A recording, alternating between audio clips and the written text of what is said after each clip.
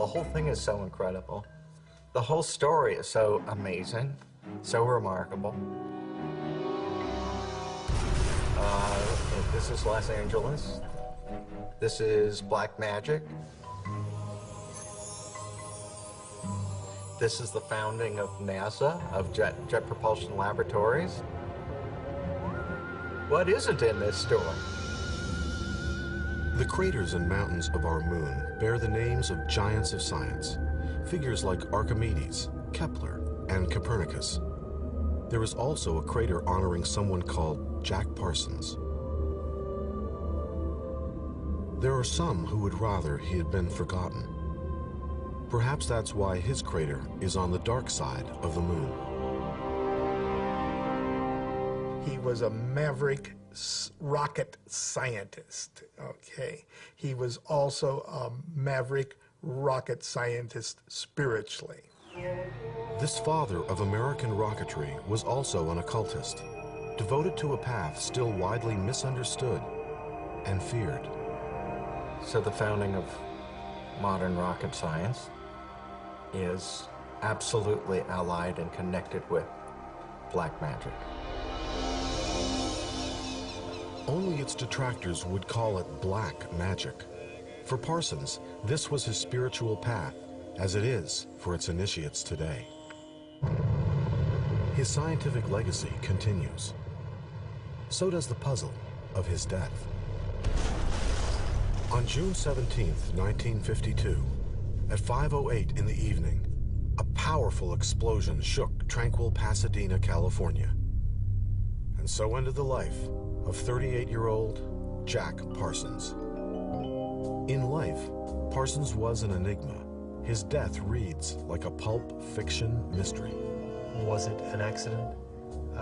Was it suicide? Was it murder? Was it a strange occult ritual gone wrong? Each world of Parsons that Parsons inhabited has its own ending. The occult world has him summoning up a demon.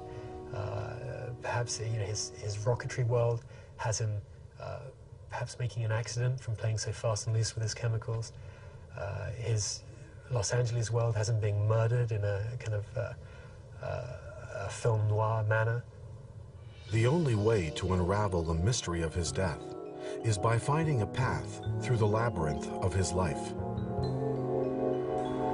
Well, somehow they managed to live pretty much a charmed life throughout all these explosions. There was one incident when they had been thrown out of the aeronautics building where their first experiments had taken place. So they'd been forced to build a corrugated iron shed outside. And they were doing an experiment with a rocket in this corrugated iron shed when suddenly an explosion ripped through the shed, throwing Parsons out of the shed onto the floor and sending these bits of incredibly sharp metal flying through the air, narrowly missing one of the members of the team. Now, that was about as close to death as they came. Somehow, through probably exuberance and sheer kind of youthful good luck, they managed to survive. Accidents led to our Rocketeers being tagged as the Suicide Squad. But despite the mishaps, their experiments were feeding the science fiction dreams of the era.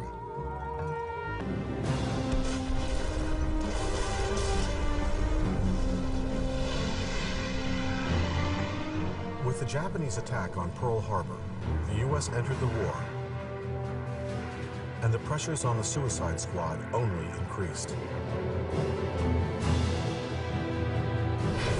They desperately needed to solve the mystery of the exploding JATOs. Again, Parsons' infallible intuition led him down paths no one else had ever dreamed of taking.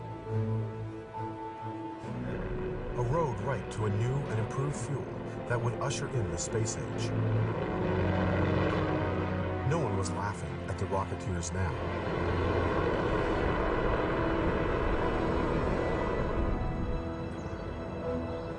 Among the companies Jack and his colleagues created were Aerojet and JPL, the Jet Propulsion Laboratory, or as some called it, the Jack Parsons Lab. JPL is built on Arroyo Seco, where Jack and Ed had started.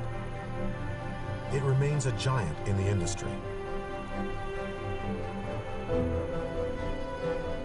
last person to see Parsons alive was his lodger who lived in the same building as Parsons' laboratory. His name was Greg Gansey. Now, Gansey recalls going down into the garage where Parsons did his chemical work and seeing Parsons stirring various pots and, you know, clicking various funnels. And he said to Parsons in a jocular tone, "Whatever you do, Jack, don't blow us up." And the last words he remembers Parsons saying as, you know, Greg walked up the stairs back to his apartment was, "Don't worry, you know, everything's okay." Then the next thing Greg Gansey remembers is a giant explosion taking place. He's in his apartment upstairs. The grand piano he has in his apartment is lifted off the ground and shatters to the ground. He rushes downstairs, and with his colleague, they find Parsons on the floor. But somehow Parsons was still alive. They called for the ambulance. The police came. Parsons was taken to our hospital, but his injuries were too severe, and he died within an hour. One thing is certain. Some years earlier, Parsons had, with uncanny foresight, written to Crowley, "Babylon is incarnate on the earth today, awaiting the proper hour of her manifestation.